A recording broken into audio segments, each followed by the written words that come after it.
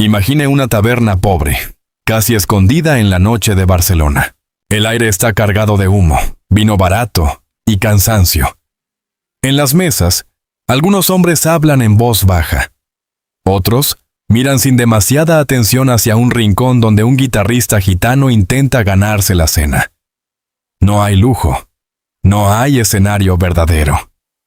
No hay focos. Solo una guitarra gastada, unas manos endurecidas por la necesidad y un suelo donde, de vez en cuando, cae alguna moneda. Entonces aparece una niña. Es demasiado pequeña para estar allí a esa hora. Tiene apenas unos años. Su cuerpo parece frágil, casi perdido entre adultos, sombras y ruido. Pero cuando la guitarra empieza a sonar, algo cambia. La niña no se queda quieta. Canta. Se mueve. Golpea el suelo con una fuerza que no parece pertenecer a una criatura tan pequeña. Al principio, quizá algún cliente sonríe. Tal vez alguien piensa que es una gracia infantil. Una niña bailando para acompañar a su padre. Una escena triste y tierna al mismo tiempo. Pero basta mirarla unos segundos más para entender que allí ocurre algo extraño. Aquella niña no baila como quien juega. No baila para adornar la noche. No baila para complacer. Baila como si el hambre, el miedo y la rabia estuvieran saliendo por sus pies. Cada golpe contra el suelo parece una respuesta. Cada giro parece una negativa a ser vencida. Cada movimiento contiene una energía imposible de explicar. Cuando termina, no hay ovación de teatro.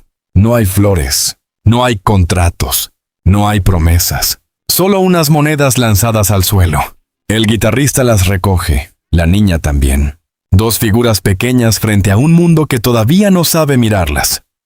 Un padre y una hija juntando monedas sueltas después de haber entregado, por unos instantes, algo que valía mucho más que todo el dinero de aquella taberna. Y ahí está la gran ironía, porque nadie en ese lugar podía imaginarlo. Nadie podía saber que aquella niña, que esa noche recogía monedas del suelo, llegaría un día a pisar escenarios donde las entradas se agotarían con semanas de anticipación. Nadie podía saber que los teatros de América, Europa y Hollywood querrían verla bailar. Nadie podía saber que presidentes, músicos, artistas, aristócratas y reinas terminarían hablando de ella como si hubieran visto una fuerza imposible de domesticar. Nadie podía saber que el mundo entero, el mismo mundo que una noche apenas le arrojaba unas monedas, acabaría rindiéndose a sus pies. ¿Cómo pudo una niña nacida entre chabolas convertir el hambre en arte? ¿Qué tenía su baile para hacer temblar a quienes la veían? ¿Era solo talento? ¿O era una forma desesperada de sobrevivir? Y sobre todo, ¿cuánto fuego puede soportar un cuerpo cuando aprende desde la infancia que debe bailar para vivir? Esta es la historia de Carmen Amaya. La niña que salió del barro, golpeó el suelo con los pies y terminó conquistando el trono del flamenco. Carmen Amaya no vino al mundo rodeada de promesas. No nació en una casa cómoda, ni bajo un techo seguro, ni en una familia capaz de imaginar para una hija un destino de teatros o viajes, aplausos y ovaciones internacionales. Su primera patria fue mucho más dura. El Somorrostro, aquel barrio de barracas levantado frente al mar de Barcelona, donde la pobreza no se escondía detrás de palabras elegantes. Allí, la vida se veía en la ropa tendida al viento, en las paredes débiles, en el suelo húmedo, en los niños que crecían demasiado pronto y en las familias que aprendían a resistir con lo poco que tenían. El mar estaba cerca, pero no parecía traer libertad. Traía humedad, frío, arena, olor a sal y una sensación constante de intemperie.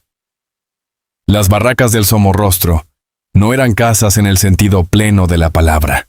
Eran refugios, lugares donde una familia podía dormir, calentarse como pudiera, guardar una guitarra, compartir un plato escaso y esperar que el día siguiente no fuera peor que el anterior. En ese paisaje nació y creció Carmen Amaya Amaya, una niña gitana marcada desde el principio por una mezcla de hambre, música y orgullo. Durante años se habló de distintas fechas sobre su nacimiento. Muchas versiones repitieron 1913, mientras otros estudios y registros sitúan su llegada al mundo el 2 de noviembre de 1918. Pero más allá de esa diferencia, hay algo que nunca cambió. Carmen nació en la pobreza. Y esa pobreza no fue un detalle menor en su historia. Fue el primer escenario de su vida, el primer ritmo, el primer golpe seco contra el suelo. Su familia pertenecía al mundo gitano y flamenco. Los Amaya llevaban en la sangre una memoria que venía de más lejos, con raíces vinculadas al Sacromonte de Granada, ese territorio donde el flamenco no era una decoración para turistas, sino una forma de respirar, de sufrir, de celebrar y de mantenerse en pie. En la casa de Carmen, el arte no era un lujo, era oficio, era herencia, era necesidad. Su padre, José Amaya Amaya, conocido como el Chino, era guitarrista, no era un artista rignis ni un músico protegido por grandes empresarios. Era un hombre pobre que salía con su guitarra para buscar el sustento de los suyos. Tocaba donde podía, durante el día o durante la noche, en tabernas, reuniones, locales humildes y rincones donde la música servía tanto para emocionar como para llenar, aunque fuera un poco, el bolsillo vacío. Su madre, Micaela Amaya Moreno, sostenía desde dentro aquella vida familiar. Era ama de casa y, como tantas mujeres de su tiempo, cargaba con una parte silenciosa del sacrificio. También bailaba flamenco en privado, no como una figura de cartel, sino como alguien que llevaba el compás en el cuerpo. En ese hogar, la música no entraba por una puerta, ya estaba allí, mezclada con la voz de la madre, con la guitarra del padre, con los pasos de los hijos y con la urgencia de sobrevivir. Carmen no creció sola. Según los datos conservados sobre la familia, los Amaya tuvieron varios hijos: Paco, Carmen, Antonia, Leonor, José, Antonio y María. En una casa así, cada niño aprendía pronto que el cariño y la necesidad caminaban juntos. No había espacio para la fragilidad prolongada. Paco se vinculó a la guitarra. Antonia, Leonor, Antonio y María siguieron también caminos cercanos al baile y, a veces, al cante. La familia entera parecía girar alrededor del flamenco, no porque el flamenco fuera una elección romántica, sino porque era una de las pocas herramientas que tenían para abrirse paso. También estaba la presencia de la tía Juana Amaya, conocida como la Faraona, recordada por su elegancia y por su talento como bailaora. Su figura añadía al mundo de Carmen una referencia cercana, una mujer del propio clan, capaz de imponer presencia a través del baile. En una niña como Carmen, ver a los suyos cantar, tocar, bailar y resistir debió de ser más que un aprendizaje. Debió de ser una ley no escrita. En aquella familia, el cuerpo también trabajaba, los pies también ayudaban a comer. Pero sería un error convertir esa infancia en una postal bonita. La pobreza de Carmen no fue pintoresca. No fue una anécdota sentimental para embellecer después una biografía. Fue una realidad áspera. El hambre no inspira cuando se padece. El frío no enseña poesía cuando entra por las rendijas. La falta de seguridad no crea automáticamente artistas. Muchas veces destruye antes de que alguien pueda llegar a hacer algo. Por eso la historia de Carmen Amaya no debe contarse como si la miseria hubiera sido un regalo. La miseria fue una carga. La diferencia es que ella convirtió esa carga en fuerza, desde muy pequeña. Carmen vio que la guitarra de su padre no era solo un instrumento, era una herramienta de trabajo. Cada acorde podía significar una moneda. Cada canción podía prolongar un poco la noche. Cada baile podía ser la diferencia entre volver a casa con algo o volver con las manos vacías. En ese mundo, la infancia no estaba separada de la supervivencia. Los niños aprendían mirando, aprendían escuchando, aprendían antes de entender. Y Carmen aprendió demasiado pronto. Había en ella una energía que no parecía caber en su cuerpo. Era pequeña, delgada, intensa, con esa presencia difícil de explicar que algunos tienen desde antes de saber quiénes son. No era una niña hecha para la quietud. Cuando escuchaba la guitarra, algo en su interior respondía. No como una alumna obediente que repite una lección, sino como una criatura atravesada por un ritmo antiguo. El compás no le llegaba desde fuera. Parecía salirle de dentro. En el Somorrostro, nadie podía imaginar todavía la magnitud de lo que estaban haciendo. Para los vecinos, Carmen era una niña más entre las barracas. Una hija de familia pobre. Una pequeña gitana que vivía cerca del mar. Entre hermanos, voces, necesidades y noches largas. Pero en aquel cuerpo frágil, empezaba a formarse una fuerza que un día sería imposible de ignorar. La niña que caminaba sobre tierra húmeda acabaría pisando escenarios de Nueva York, París, Londres, Buenos Aires y Hollywood. La hija de un guitarrista pobre acabaría siendo escuchada por músicos, reinas, presidentes y multitudes. Pero eso vendría después. Antes de la leyenda estuvo la niña. Antes del trono estuvo el barro. Antes de los teatros hubo una barraca, una guitarra, una madre que sostenía la casa, un padre que tocaba para sobrevivir, una familia numerosa buscando su lugar, y una niña que empezó a entender que sus pies podían hablar más fuerte que cualquier palabra. Carmen Amaya no nació reina, nació en el Somorrostro, y quizá por eso, cuando el mundo finalmente la vio bailar, no vio a una mujer pidiendo permiso para subir al escenario.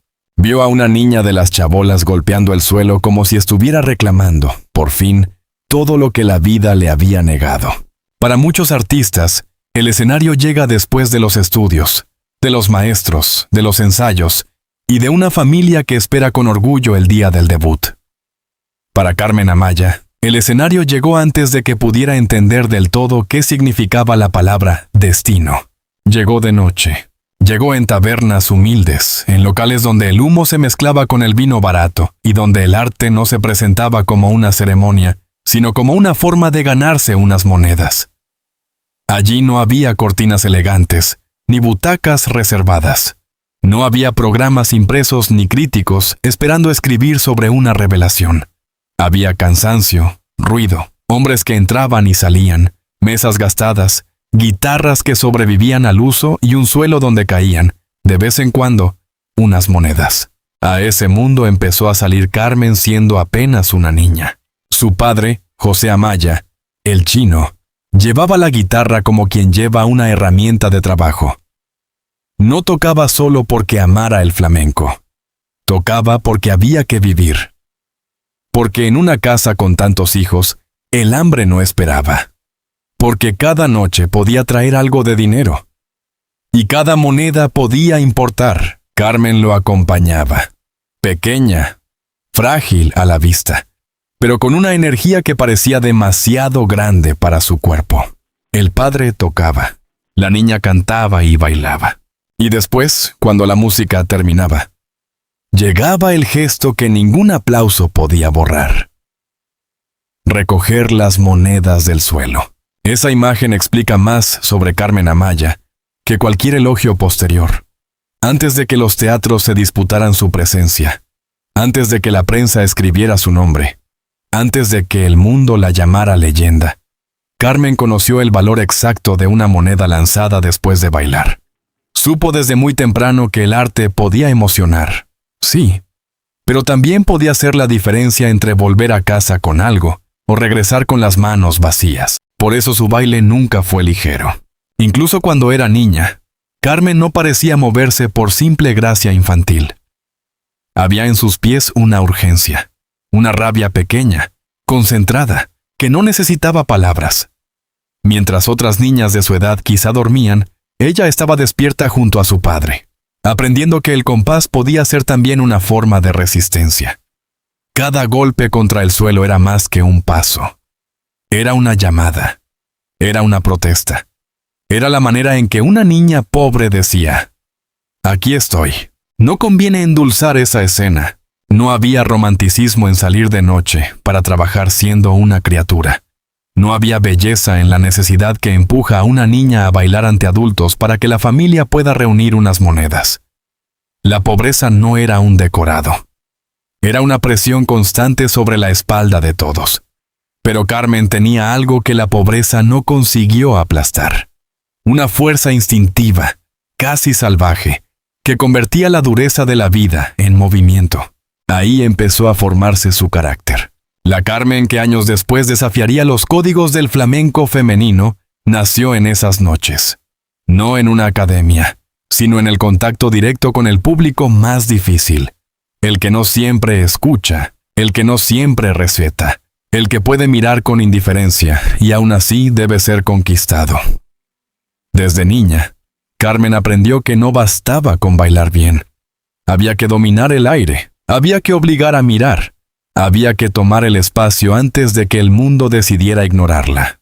Y lo hacía, con su cuerpo pequeño, con sus brazos tensos, con sus pies veloces, con una intensidad que sorprendía a quienes la veían. No era la delicadeza lo que primero impresionaba en ella. Era la energía, la seguridad, la manera de plantarse en el suelo como si, aunque no tuviera nada, aquel pedazo de tierra le perteneciera mientras durara el baile.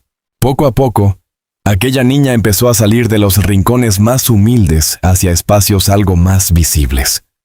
Apareció en teatros pequeños, en escenarios sin prestigio, en compañías populares donde el espectáculo era mezcla de necesidad, talento y supervivencia. Según se ha contado, el teatro español del Paralelo formó parte de esos primeros pasos, y nombres como Josep Samperé o Josep Vergés aparecen vinculados a ese momento en que alguien empezó a comprender que Carmen no era solo una niña que acompañaba a su padre. Había algo más. Pero incluso cuando llegaron esas primeras oportunidades, la dificultad no desapareció. Su edad era un problema. Era demasiado joven para trabajar legalmente, demasiado pequeña para cargar con el peso que ya llevaba encima. Esa tensión acompañó sus primeros años. Por un lado, la necesidad de la familia. Por otro, las normas de un mundo que no sabía qué hacer con una criatura que parecía haber nacido para el escenario antes de tiempo. Carmen creció así, entre el hambre y el compás, entre la guitarra de su padre y las miradas de desconocidos, entre la calle y los primeros teatros. No tuvo una infancia separada del oficio. No pudo permitirse descubrir el arte con calma, como un juego. Para ella, bailar fue desde el principio una responsabilidad, una manera de ayudar, una manera de existir, una manera de no ser vencida. Por eso, cuando años más tarde el mundo vio a Carmen Amaya bailar, no vio solo técnica, vio noches enteras de taberna, vio monedas recogidas del suelo. Vio una niña que había aprendido demasiado pronto que el cuerpo también podía trabajar, luchar y pedir justicia. Carmen no aprendió a bailar para adornar un escenario. Aprendió a bailar para sobrevivir. Al principio, Carmen Amaya no parecía una artista destinada a entrar en la historia. Parecía una niña demasiado pequeña para el mundo que la rodeaba. Una criatura salida del somorrostro, acostumbrada a la noche, a la guitarra de su padre, a las monedas sobre el suelo y a la necesidad de bailar antes de comprender del todo qué significaba ser artista. Pero había algo en ella que no podía permanecer oculto durante mucho tiempo. El fuego, cuando es verdadero, termina encontrando una grieta por donde salir. Carmen empezó a aparecer en escenarios modestos, en teatros sin prestigio, en espectáculos populares, donde el público no iba necesariamente a descubrir una revolución. Iba a distraerse, a escuchar música, a mirar variedades, a pasar la noche. Pero cuando aquella niña salía a bailar, la atmósfera cambiaba. Su presencia obligaba a mirar. No por elegancia aprendida ni por una técnica domesticada en academia, sino por una intensidad que parecía venir de un lugar más antiguo, más crudo, más difícil de explicar. Era pequeña, sí, pero en el escenario no parecía pequeña. Su cuerpo se encendía, los brazos se tensaban. Los ojos parecían mirar desde lejos, como si no estuviera bailando solo para quienes tenía delante, sino contra todo aquello que la había empujado desde niña: el hambre, la pobreza, el desprecio, la vida dura de las barracas, las noches de trabajo, la obligación de crecer antes de tiempo. Los primeros que la vieron de cerca entendieron que aquella niña no respondía al molde habitual. No bailaba con la dulzura complaciente que muchos esperaban de una joven bailaora. No buscaba ser delicada para agradar. No parecía pedir permiso. Lo suyo era otra cosa. Una descarga, una sacudida, una manera de tomar el escenario como si el suelo tuviera que obedecerle. En esos años iniciales, nombres como Joseph Saint-Péray y Joseph Vergès aparecen vinculados a sus primeros pasos en el teatro. Carmen comenzó a salir de los rincones más pobres y a pisar espacios donde su talento podía ser visto por más personas. Cada aparición era todavía frágil, incierta, marcada por las dificultades de su edad y por el origen humilde de su familia. Pero también era una prueba. La niña del somorrostro no se quedaba atrás cuando la luz caía sobre ella. Al contrario, bajo la mirada del público, parecía crecer. Poco a poco su nombre empezó a circular. Primero como comentario. Después como si mismo no pusimos sorpresa. Más tarde como advertencia. Había una niña gitana que bailaba de una manera imposible. Una niña que no parecía formada por maestros, sino por la calle, por la sangre, por el instinto. Una niña que no repetía el flamenco como una lección, sino que lo lanzaba desde el cuerpo como una fuerza desatada. En 1931, una mirada decisiva ayudó a cambiar el curso de su reconocimiento. El crítico Sebastián Gasch la vio actuar en el Teatro La Taurina de Barcelona y escribió sobre ella con una admiración que fue mucho más que una reseña. Aquellas palabras ayudaron a que el nombre de Carmen empezara a ganar peso. Gasch no describió simplemente a una bailaora prometedora. Vio en ella una fuerza natural, una presencia capaz de dominar al público y dejarlo vencido por la intensidad de su baile. A partir de ahí, Carmen dejó de ser solo una niña que sorprendía en los escenarios humildes. Empezó a ser vista como un fenómeno. Lo más impactante no era únicamente la rapidez de sus pies. Era la combinación entre violencia, precisión y alma. Carmen podía parecer desbordada por el fuego, pero no estaba perdida dentro de él.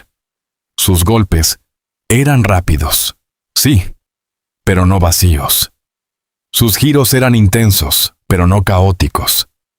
Había en ella una mezcla extraña de impulso salvaje y control exacto, como si el cuerpo supiera cosas que la mente aún no necesitaba explicar. También Vicente Escudero, figura fundamental del baile español y de la renovación flamenca, comprendió la dimensión de aquella aparición. Para él, Carmen no era solo una bailaora brillante, representaba una revolución. En ella convivían dos fuerzas, la raíz profunda del flamenco tradicional y una energía moderna, eléctrica, capaz de llevar el zapateado femenino a un territorio nuevo. Eso era lo que hacía distinta a Carmen. En una época en la que el baile femenino solía estar más asociado a la gracia, a los brazos, a la cintura, al movimiento decorativo y a una feminidad vigilada, ella entraba como un trueno. Sus pies no acompañaban, mandaban. No eran un adorno al final del baile, eran el centro de la batalla. Carmen golpeaba el suelo con una autoridad que muchos asociaban al baile masculino, pero lo hacía desde una personalidad completamente propia, sin copiar a nadie, sin suavizarse para encajar. Por eso su apodo, la Capitana, parecía tan exacto. No era solamente una manera de llamarla, era una definición. Carmen tenía algo de mando, algo de guerra.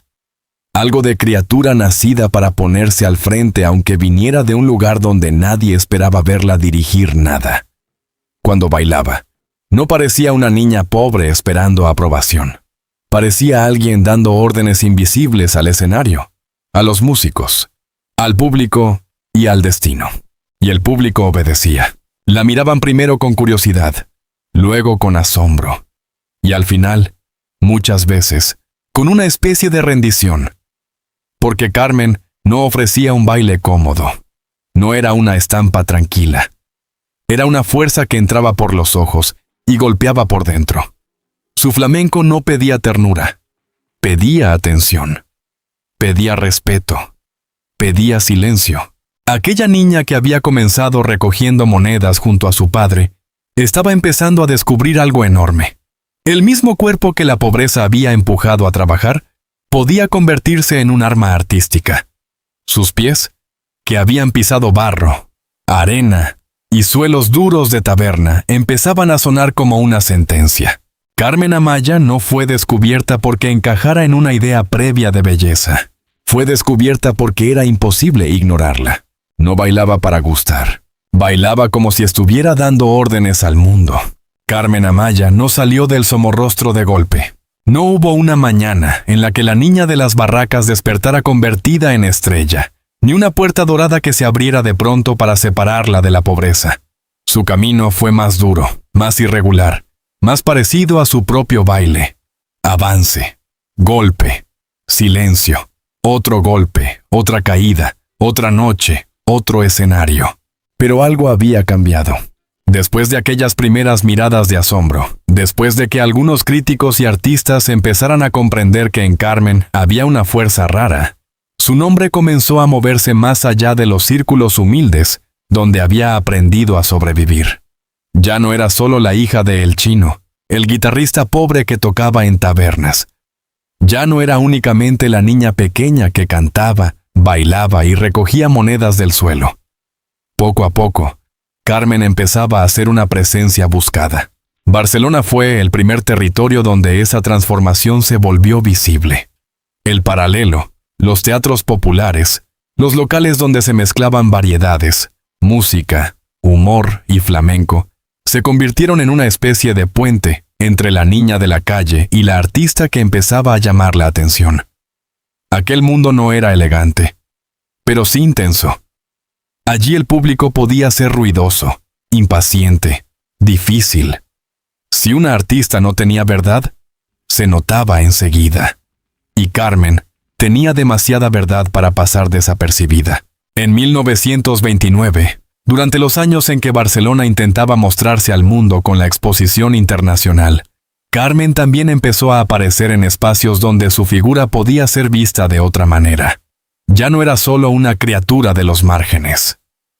Era parte de una ciudad que, aunque muchas veces no mirara de frente a sus barrios más pobres, empezaba a descubrir que de esos mismos barrios podía salir una fuerza artística imposible de copiar. También el cine comenzó a rozarla pronto. En la película La Bodega, de Benito Perojo, Carmen apareció junto a familiares en escenas de sabor flamenco. Aquellas imágenes, más allá de su valor cinematográfico, tienen algo casi fantasmal. Muestran a una Carmen todavía muy joven, antes de que el mito se hubiera fijado del todo, antes de que el mundo supiera lo que iba a significar su nombre. La cámara no estaba registrando simplemente una actuación. Estaba conservando el comienzo de una leyenda. Pero el verdadero salto no dependía solo de una película, ni de una crítica favorable. Carmen necesitaba escenarios. Necesitaba recorrer España. Necesitaba salir de Barcelona y medir su fuerza ante otros públicos. Así llegaron las compañías, los contratos, los viajes. En 1930 se integró en la compañía de Manuel Vallejo y comenzó a actuar por distintos lugares de España. El nombre de Carmen ya no pertenecía únicamente a una zona concreta. Empezaba a circular por teatros, carteles y conversaciones. Cada ciudad añadía algo a su fama. Cada función confirmaba que aquella bailaora no era una sorpresa pasajera. Luego vinieron nuevas oportunidades. Juan Carceller, uno de los empresarios importantes del espectáculo, la contrató para una gira que la llevó a varias capitales. En San Sebastián, en Madrid, en otros escenarios, Carmen fue dejando la misma impresión. Algo en ella no podía ser explicado con las categorías habituales. No era solo una bailaora joven. No era solo una gitana con temperamento. Era una artista que parecía traer al escenario una violencia rítmica, una precisión y una libertad que desconcertaban incluso a quienes creían conocer el flamenco. Madrid fue una prueba decisiva. La capital podía consagrar o devorar. Allí no bastaba con tener talento. Había que imponerse en un ambiente donde competían nombres, compañías, cantantes, actrices, empresarios, críticos y públicos, acostumbrados a juzgar. Carmen llegó a ese mundo sin perder la marca de su origen. No trató de borrar el Somorrostro, Lo llevaba en la forma de pisar, en la mirada, en el modo de ocupar el escenario. Y quizá por eso llamó tanto la atención. En el Coliseum, presentada por Luisita Esteso, su figura empezó a afirmarse a nivel nacional. Después trabajó en espacios de mayor prestigio como el Teatro de la Zarzuela, compartiendo ambiente artístico con figuras populares como Conchita Piquer y Miguel de Molina. También pasó por el Teatro Fontalba. Nombres, teatros, ciudades. Todo empezaba a formar alrededor de Carmen, una trayectoria que ya no podía reducirse a la imagen de una niña pobre bailando por monedas. Pero lo más importante era que ella no se ablandaba al subir de categoría. Algunas artistas, cuando llegan a escenarios más grandes, aprenden a contenerse, a suavizarse, a volverse más aceptables para públicos elegantes. Carmen, no. Carmen llevaba consigo una especie de desafío. Cuanto mayor era el escenario, más parecía querer dominarlo. Cuanto más importante era el público, más fuerte golpeaban sus pies. No se convertía en una versión domesticada de sí misma. Al contrario, cada paso hacia el reconocimiento hacía más evidente su diferencia. También el cine español comenzó a fijarse con más seriedad en ella. En 1935 apareció en La hija de Juan Simón, y poco después llegaría María de la O, rodada en 1936, donde su presencia adquirió un peso mayor. La cámara encontraba en Carmen algo que el escenario ya sabía. Su cuerpo tenía una fuerza narrativa propia. No hacía falta que dijera demasiado. Cuando bailaba, contaba una historia entera. Y, sin embargo, detrás de ese ascenso seguía estando la misma raíz. La fama no borraba la barraca. Los aplausos no borraban las monedas recogidas del suelo. Los teatros no borraban la guitarra de su padre. Carmen avanzaba, sí, pero no como alguien que abandona su pasado para parecer otra. Avanzaba como si arrastrara todo ese pasado consigo y lo transformara en energía. Cada escenario era una conquista, pero también una respuesta a la pobreza, al desprecio, a la idea de que una niña nacida en las chabolas debía quedarse para siempre en los márgenes. Antes de que el mundo se rindiera ante ella, España empezó a entender que Carmen Amaya no era una artista común. Era una fuerza que venía de Barcelona, del Somorrostro, de una familia gitana, de noches de hambre y de guitarras pobres. Una fuerza que había aprendido a bailar no para agradar, sino para sobrevivir. Y ahora esa misma fuerza empezaba a abrirse camino por los grandes escenarios. El barro del Somorrostro ya no se quedaba en la orilla de Barcelona. Con Carmen empezaba a viajar por España, y muy pronto cruzaría el océano. Antes de Carmen Amaya, el flamenco ya tenía historia, tradición, orgullo y nombres inolvidables. No era un arte menor ni una expresión sin raíces. Venía de siglos de dolor, fiesta, marginación, memoria gitana, Andalucía, tabernas, patios, cuevas, teatros y voces quebradas.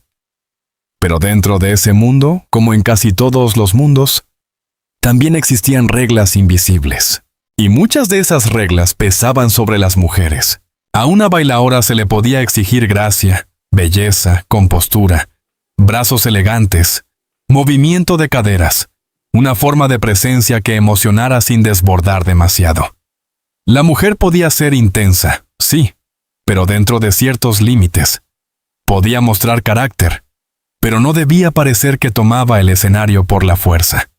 Podía zapatear, pero el dominio brutal del suelo, la violencia rítmica, la autoridad de los pies, solían estar más asociadas al baile masculino. Entonces apareció Carmen, y no pidió permiso. La niña del Somorrostro llegó al flamenco como una sacudida.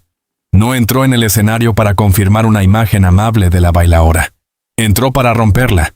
Su cuerpo era pequeño, pero parecía contener una energía imposible. No necesitaba ocupar mucho espacio físicamente para llenar todo el teatro. Bastaba un gesto, una mirada, un golpe de tacón y el aire cambiaba. Lo que más desconcertaba era la fuerza. Carmen no bailaba como si estuviera adornando la música. Bailaba como si estuviera luchando con ella. Sus pies no acompañaban el compás, lo atacaban, lo retaban, lo dominaban. El zapateado se convertía en el centro de una batalla, rápido, duro, preciso, lleno de una furia que no parecía aprendida en ninguna escuela. Cada golpe contra el suelo tenía la memoria de las barracas, de las noches pobres, de las monedas recogidas después de bailar, de la necesidad convertida en ritmo. Pero sería injusto reducirla a pura violencia, porque en Carmen había algo más complejo. Su baile podía parecer salvaje, pero no era desordenado. Podía parecer nacido de un arrebato, pero estaba lleno de precisión. Podía parecer una explosión, pero dentro de esa explosión había compás, inteligencia corporal, dominio absoluto del tiempo. Carmen parecía perderse en el fuego, pero en realidad sabía exactamente dónde debía caer cada golpe. Esa mezcla fue la que cambió el flamenco. Hasta entonces, muchas bailadoras habían sido admiradas por la elegancia, por la gracia, por la belleza del braceo, por la manera de sostener una figura femenina dentro de la tradición. Carmen tomó todo eso y lo empujó hacia otro lugar. No eliminó la feminidad del flamenco. La hizo más peligrosa, más libre, más indomable. Demostró que una mujer también podía mandar con los pies, imponer autoridad, usar el cuerpo como un instrumento de poder, y no solo como una imagen para ser contemplada. Por eso su figura resultó tan revolucionaria. Carmen podía bailar con una intensidad que algunos asociaban a lo masculino, pero no se convertía en una imitación de un hombre. Era Carmen. Su fuerza no copiaba. Su fuerza nacía de ella, de su historia, de su hambre, de su orgullo, de una personalidad que parecía incapaz de suavizarse para encajar en lo que los demás esperaban. Incluso su forma de vestir llegó a tener un peso simbólico. A veces aparecía con pantalones, una decisión que en su época no era un simple detalle estético. Para una mujer flamenca, subir al escenario con una imagen menos sometida al ideal tradicional del traje y la falda era otra manera de decir que no aceptaba todas las normas. Su cuerpo no estaba allí para obedecer una fantasía ajena. Estaba allí para bailar como necesitaba bailar. Y cuando Carmen bailaba, el escenario dejaba de pertenecer a los demás. No importaba si había músicos detrás, si el teatro era grande, si el público venía preparado para juzgar o para dejarse sorprender. Carmen imponía una presencia casi militar. De ahí que el apodo de la capitana pareciera tan exacto. No era solo una bailaora, era una fuerza de mando. Una mujer que entraba en escena como si encabezara una batalla secreta. El flamenco femenino cambió con ella porque Carmen abrió una puerta que ya no pudo cerrarse del todo. Después de verla, era más difícil aceptar que una mujer tuviera que ser solo delicada. Más difícil reducir a una bailaora a la gracia de los brazos o al encanto de una figura bonita. Carmen mostró que una mujer podía ser ritmo, furia, velocidad, autoridad, desgarro y fuego. Mostró que el zapateado femenino podía ser protagonista, no adorno. Que la energía de una bailaora podía sacudir un teatro entero. Su influencia alcanzaría a generaciones posteriores. Nombres como La Chunga, La Singla, La Chana y otras artistas quedarían vinculados a esa idea de una bailaora con personalidad poderosa, capaz de convertir el escenario en territorio propio. Pero Carmen no fue solo un modelo técnico, fue una actitud. Una manera de decir que el flamenco no se hereda como una pieza de museo, sino que se vive, se rompe, se transforma y se defiende con el cuerpo entero. Ahí estaba su grandeza. Carmen Amaya no triunfó porque el mundo la encontrara dócil, triunfó porque era imposible domesticarla. No era una bailaora construida para agradar a todos. Era una artista nacida de un lugar donde la vida no había sido amable, y por eso su baile tampoco fingía amabilidad. Era verdad, una verdad dura, hermosa, incómoda, magnética. El público podía no comprender todos los palos del flamenco. Podía no saber explicar la diferencia entre una soleá, una bulería, un zapateado o una alegría. Pero cuando Carmen golpeaba el suelo, entendía algo más profundo. Aquella mujer estaba contando una vida sin necesidad de palabras, y esa vida ardía. Carmen Amaya no heredó un trono, Lo golpeó con los pies hasta que el mundo tuvo que reconocerlo. Cuando Carmen Amaya empezó a salir de España, no llevaba consigo una imagen cómoda del flamenco. No era una bailaora preparada para gustar de manera fácil, ni una figura pulida para ofrecer al extranjero una postal amable de Andalucía, de lo gitano o de la música española. Carmen llevaba otra cosa. Llevaba el barro del Somorrostro, las noches de taberna, la guitarra pobre de su padre, el hambre convertida en compás, y una manera de bailar que no se parecía a ninguna cortesía. Y aún así, América se rindió. El destino de Carmen cambió de forma violenta con la Guerra Civil Española. En 1936, cuando el país empezó a romperse, ella y su compañía se encontraban de gira. Había contratos, desplazamientos, planes. Pero la historia entró de golpe en la vida artística, como tantas veces ocurre, y el camino que debía continuar por España acabó abriéndose hacia otro continente. Tras las dificultades para salir, Carmen terminó cruzando el Atlántico rumbo a Buenos Aires. Aquel viaje no fue una excursión triunfal, fue una salida incierta. La compañía llevaba talento, sí, pero también miedo, cansancio y la necesidad de trabajar lejos de una tierra que ardía. Cruzar el océano significaba dejar atrás mucho más que un país. Significaba dejar atrás una guerra, una infancia, un barrio, una memoria de pobreza, y también el territorio donde Carmen había empezado a ser reconocida. Pero si algo había demostrado desde niña, era que podía bailar sobre cualquier suelo, incluso cuando el suelo se movía debajo de sus pies. En Buenos Aires, el éxito llegó con una fuerza inesperada. El público argentino no la recibió como una curiosidad menor. La recibió como un fenómeno. En el Teatro Maravillas, sus actuaciones empezaron a llenar la sala una y otra vez. Lo que al principio podía parecer una estancia breve, se convirtió en meses de trabajo.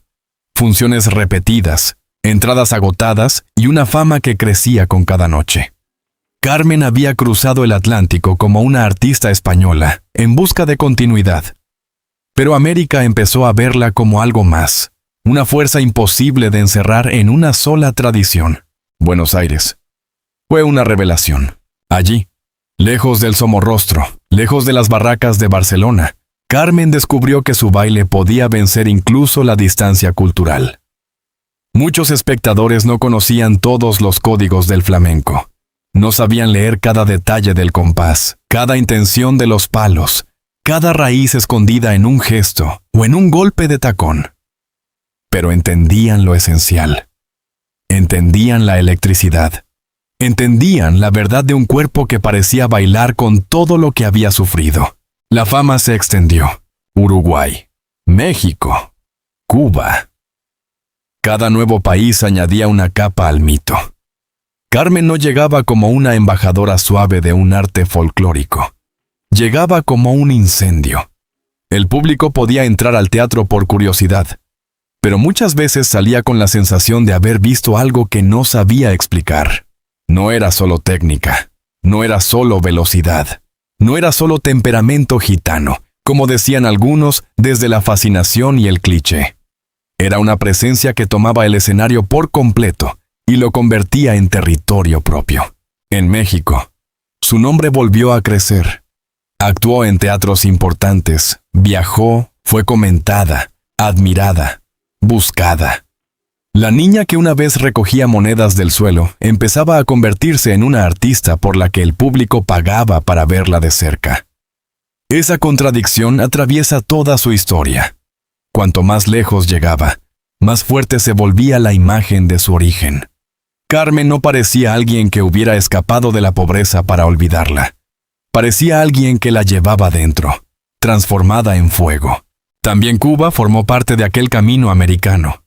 En La Habana, su presencia quedó ligada al cine y a la imagen.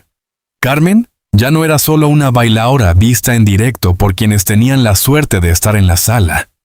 Empezaba a convertirse en una figura que podía viajar también a través de la pantalla, de los carteles, de las crónicas, de los relatos que unos espectadores contaban a otros.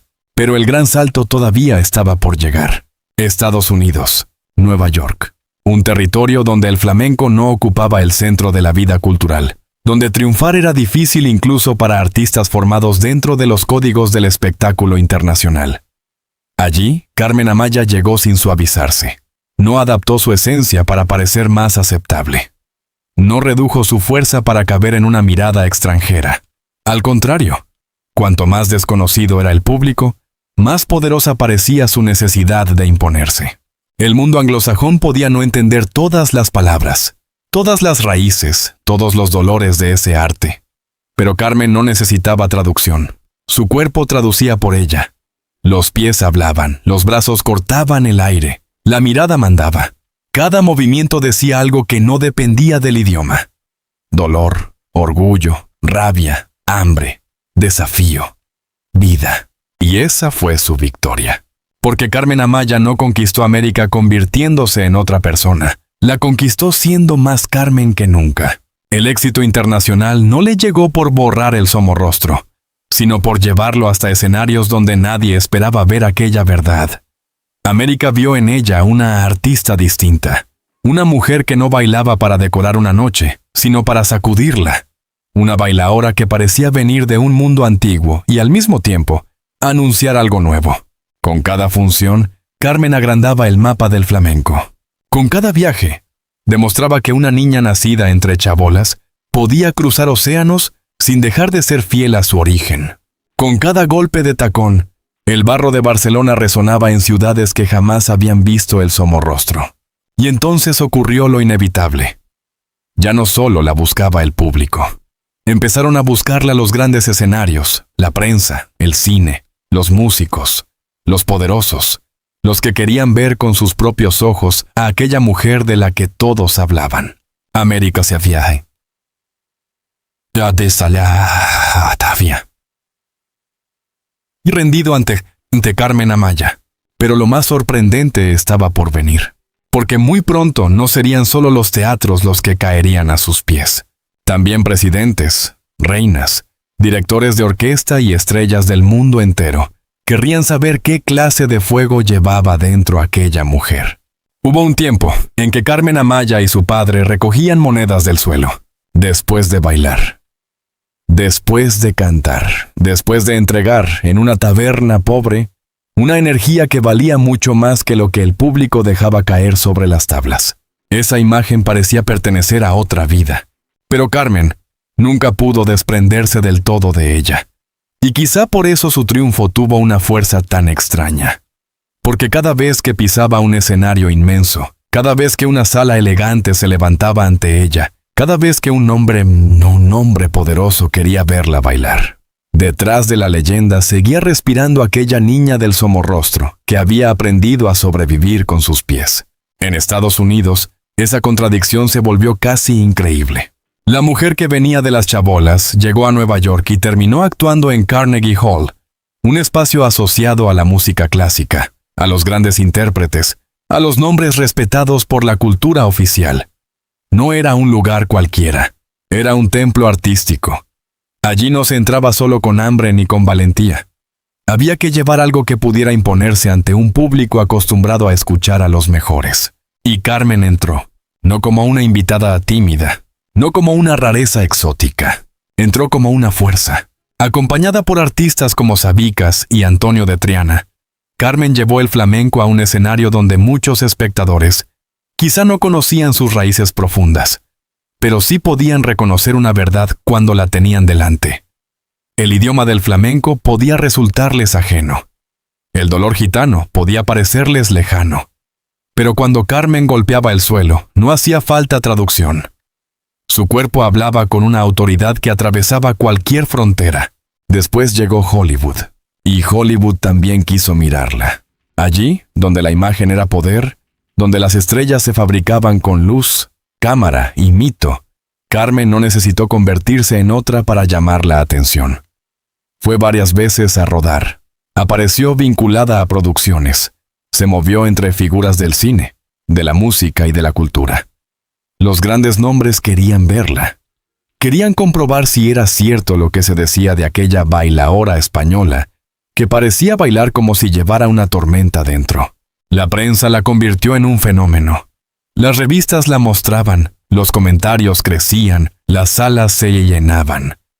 Carmen ya no era solo una artista que venía de España. Era una presencia que despertaba curiosidad, admiración y una especie de incredulidad. ¿Cómo podía salir tanta energía de un cuerpo tan pequeño? ¿Cómo podía una mujer dominar el escenario con tanta violencia y tanta precisión al mismo tiempo?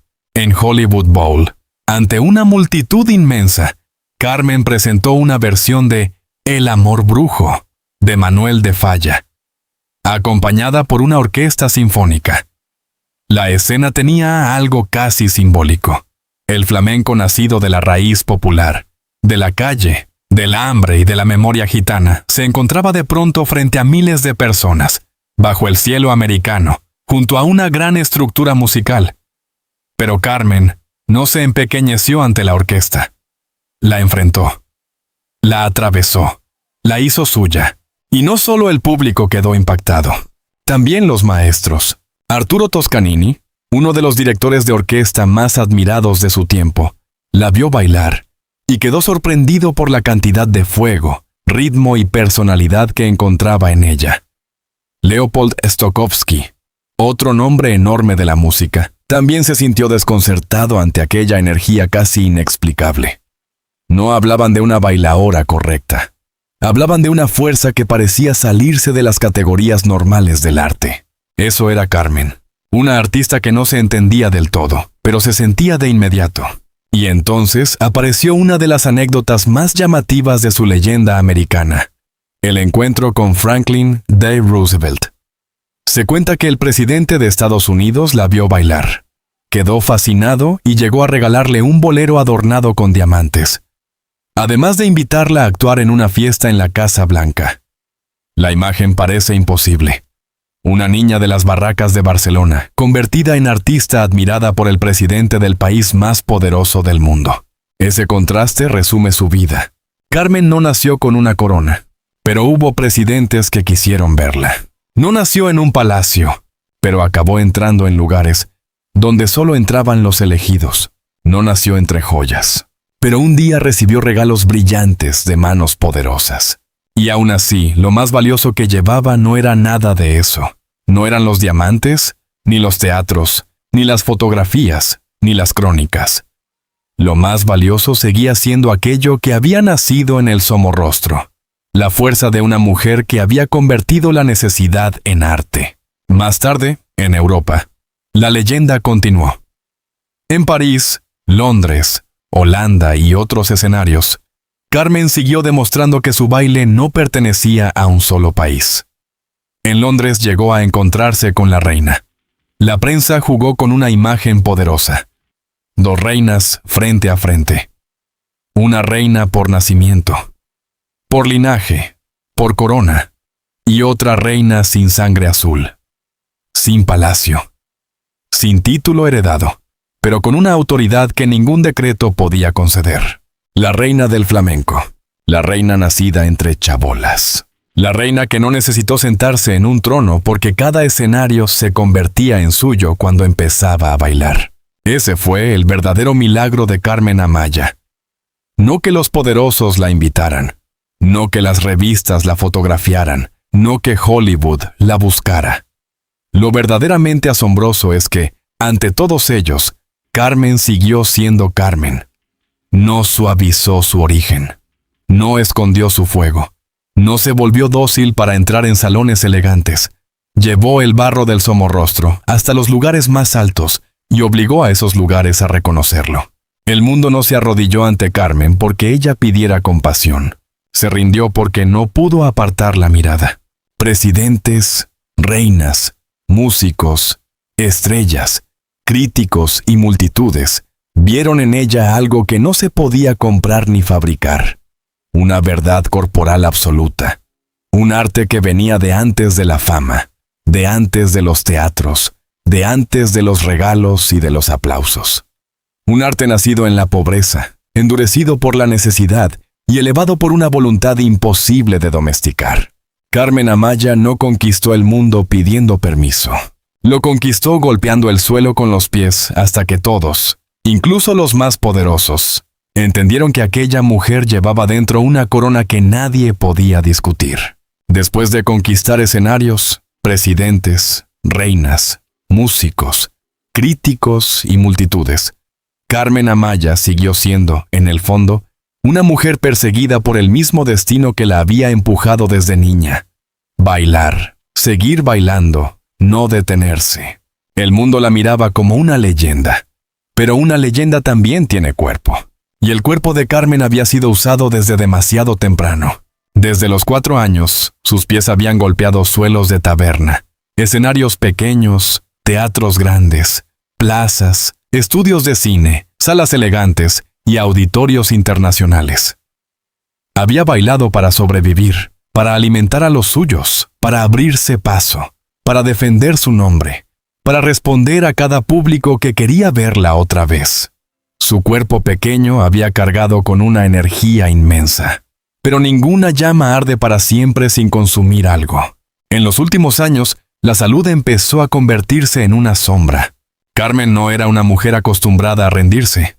Había nacido en el Somorrostro, había conocido el hambre, había cruzado océanos, había trabajado en medio de guerras, giras, contratos, teatros y películas. Había aprendido que, para seguir viva, muchas veces había que ponerse de pie, incluso cuando el cansancio pedía silencio. Por eso, cuando la enfermedad empezó a avanzar, ella continuó trabajando siempre que pudo. En 1963, rodó una de sus últimas grandes apariciones cinematográficas, Los Tarantos, dirigida por Francisco Rovira Veleta. La película quedaría como un testimonio importante de su arte, pero también como una imagen dolorosa de sus últimos esfuerzos. Carmen ya no estaba en plenitud física. La enfermedad la debilitaba, pero su voluntad seguía empujándola hacia adelante.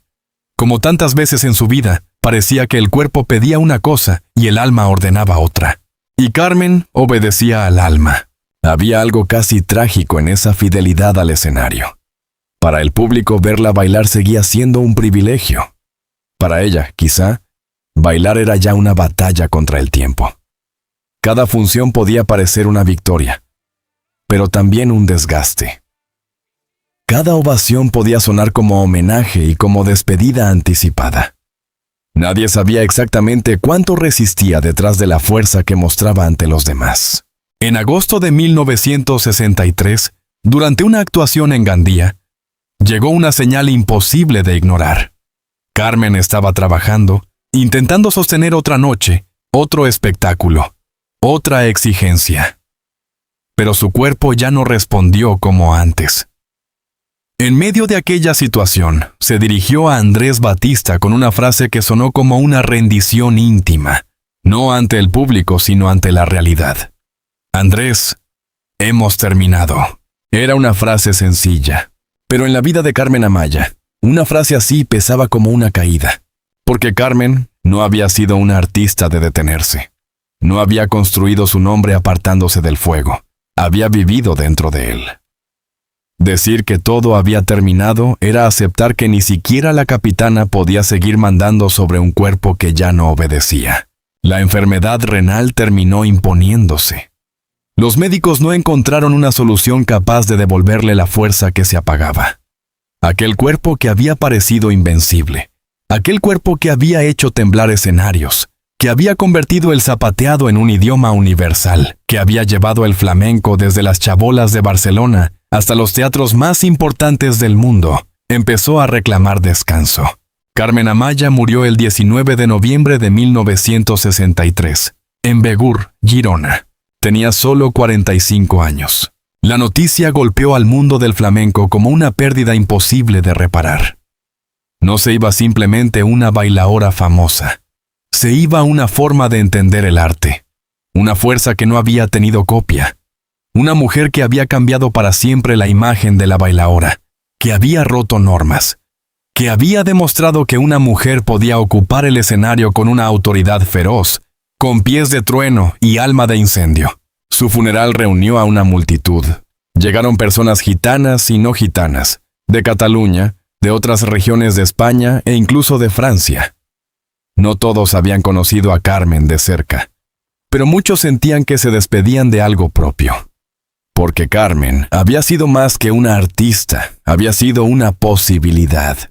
La prueba de que alguien nacido en la pobreza más dura podía obligar al mundo a mirar hacia donde nunca había querido mirar.